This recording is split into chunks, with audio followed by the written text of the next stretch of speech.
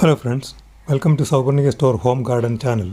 After a break, I am once again before you with this video to discuss about a highly revered aromatic perennial medicinal plant often termed as the mother medicine of nature and queen of herbs in Ayurveda medicine. This plant that is deeply intertwined with Hindu culture, philosophy, spiritual and tradition is a medicinally magnificent sacred plant of Hindus. This ordinary looking plant that can elixir life has hairy stems and green or purple leaves. This decades-old, strongly scented holy herbal plant is better known as holy basil or Tulsi, belonging to Lamiaceae family, and they are grown invariably in almost all country yards of Hindu houses, Hindu temple premises, and Hindu religious institutions. If we look around, a number of videos and articles about this plant and their various uses can be seen. However, a complete video elaborating the impact of societal, cultural, and spiritual influence of this plant on our thoughts, feelings, behavior, and uses for a healthy living hardly can be found. I am therefore endeavoring to cover these aspects in this video. So before I start exploring other aspects of Tulsi plant and their vast uses, suggest my viewers to see the video to the last to have a complete picture about various advantages of this decade-old powerful medicinal herbal plant. As I have said, Hindus spiritually and emotionally have great attachment with this plant. If we look around, we can see that almost all Hindu houses have at their facade beautifully built elevated colored platforms planted with healthy green Tulsi plants. In southern Indian states, these elevated Tulsi platforms that gives the awesome look are called as Tulsi Tara, and these Tulsi Taras are considered as a symbol of great dignity and spirituality for Hindus. The healthy old custom of lighting up oil lamp by the elder woman or the girl child in the family on these Tulsi platforms and offering prayers is being relevantly followed generation after generation in Hindu Tarawads. Hindus strongly believe that no Hindu houses can be symbolically complete without a Tulsi plant planted in their house courtyard. This is because of the belief that holy Tulsi plants can ward off negative energies from the premises and promote spiritual purity and welfare in the family. As I have said earlier, Tulsi plants always have been a part and parcel of every household, particularly in Indian continent for the past many centuries. Tulsi Puja and Tulsi Vivah are some of the important festivals related to Tulsi performed by Hindus. Though both these Hindu ceremonies are related to Tulsi, there is difference in rituals. For my viewers, let me briefly explain the difference of these two important festivals. Tulsi Puja is performed in the month of Kartik on daily or on special occasions. This puja is performed systematically by watering the plant, cleaning the area around Tulsi plant, drawing beautiful rangoli, decorating plant with flowers and small lamps, applying kumkum and fresh haldi on Tulsi plant. A small idol or picture of Lord Vishnu is placed near the plant. Aarti is performed by chanting stotras and mantras dedicated to Tulsi and Lord Vishnu. Fresh sacred betel leaves and seeds are offered, and lighting lamp and incense sticks is also done near the plant during the puja. Hindus chant mantras and sing devotional songs and perform parikrama, that is walking around the Tulsi plant 3 or more times.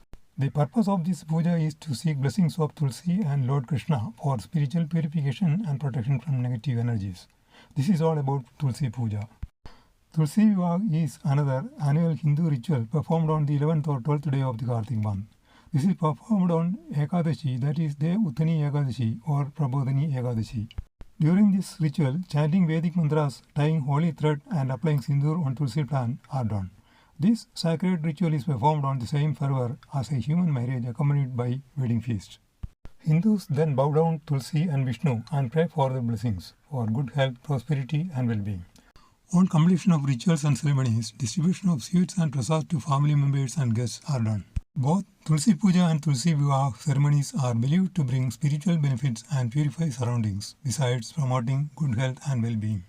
Now, let us understand other uses of Tulsi plants.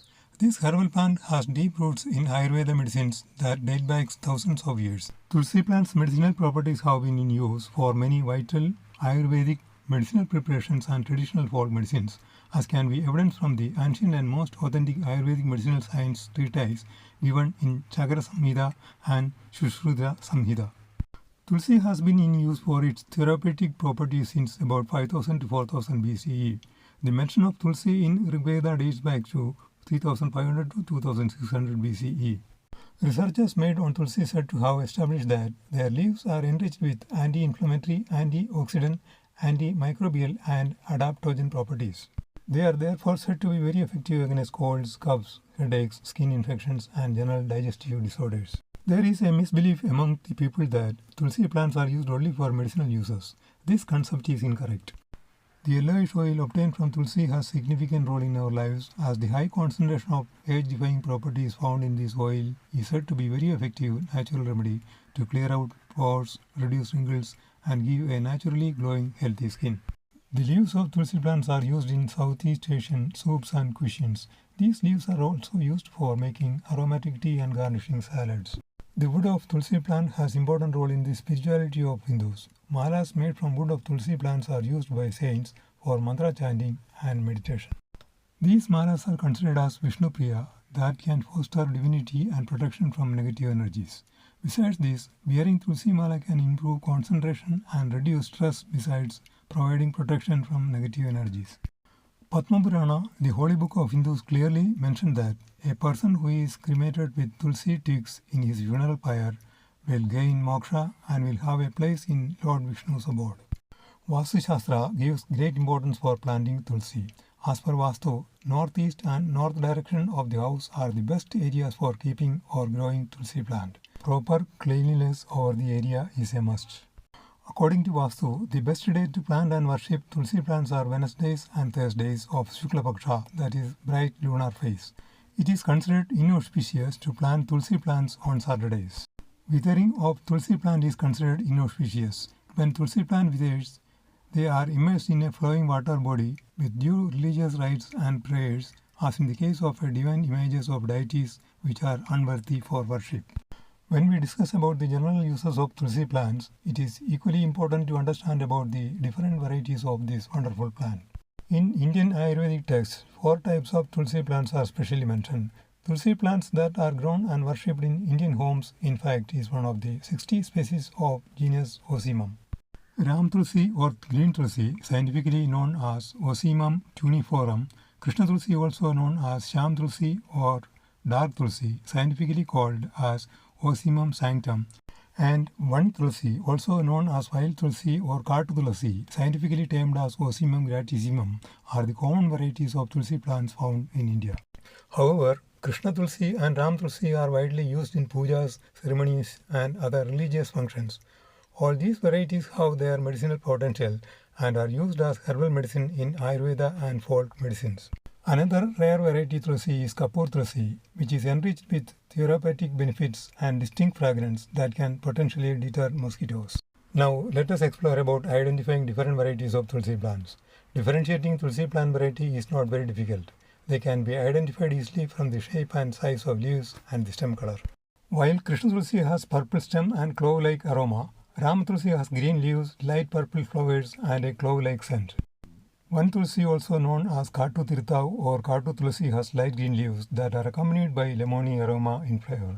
These wild leaves have medicinal potential and are said to be boiled with jowar in a couple of cups of water in some regions to make coffee for improving immunity against cold. Amrit Tulsi plant variety is less commonly found in India. This rare variety Tulsi plant is mostly found in Indian Himalayan regions. Amrit Tulsi plants have light green leaves with slight sweet fragrance. Amrit Tulsi is also believed to have several medicinal properties, and they are mainly grown for medicinal purpose. Now, let us understand about the biological features of this plant. Tulsi plants generally grows to a height of about 80 to 90 centimeters and, as I have said earlier, have mild hairy stems. Growing Tulsi plant is not a strenuous task. Tulsi plants are generally propagated from seeds. For propagation of healthy plants from seeds, good quality fresh seeds must be collected from healthy plant or from a reliable source. In cities, mostly people grow Tulsi plants in flower pots or in clean containers. For growing Tulsi plants in pots, the container must be filled with good quality manure-rich potting medium. The ideal potting medium can be a mixture of leaf mold, cow dung, and cocoa peat mixed with sand. The pot selected for planting must have adequate holes at the bottom side for water drainage. Tulsi plants need bright indirect sunlight in the initial stage of growth and can be shifted to open area or veranda when plants start growing. These plants can thrive in warm tropical climates. They like well-drained, nutrient soil with pH between 6.0 and 7.5 and sufficient direct sunlight daily. Tulsi plants can tolerate partial shade but will grow best, producing the most potent medicinal properties when they are grown in full sun. In colder regions, Tulsi plants are brought indoors to protect them from extreme cold climates. No watering is needed daily during extreme winter season. Let us now talk about the small flowers of Tulsi plants. These flowers appear in small compact clusters in purple color and have cylindrical spikes. At the base of each flower cluster, there are stalkless heart-shaped bracts. Tulsi flowers are not found longer than 5 mm. Don't allow Tulsi plants to blossom early. To keep the plant green, leafy and bushy, it is always better to stop them flowering. For better growth, loosening the pot soil can be very helpful. Remember to keep the area near the plant neat and clean. This can always give healthy Tulsi plants a longer life. Now about harvesting. Leaves of Tulsi plants can be collected throughout the year during the growing stage. Pruning Tulsi plants timely can be very beneficial to get rid of dried leaves and unwanted growths to boost up growth. Finally, let us see the problems faced on growing Tulsi plants. Some of the challenging issues that affect healthy growth of Tulsi plants are the adverse climatic changes and the attack from insects.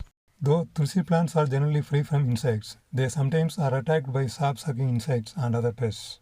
Use of recommended bioinsecticides can be very helpful to save these herbal plants from the attack of enemies.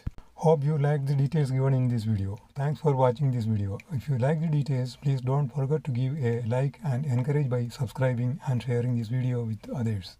We at Sauparnika grow exotic plants for catering online needs of plant lovers. I will be back with details of another exotic rare plant soon.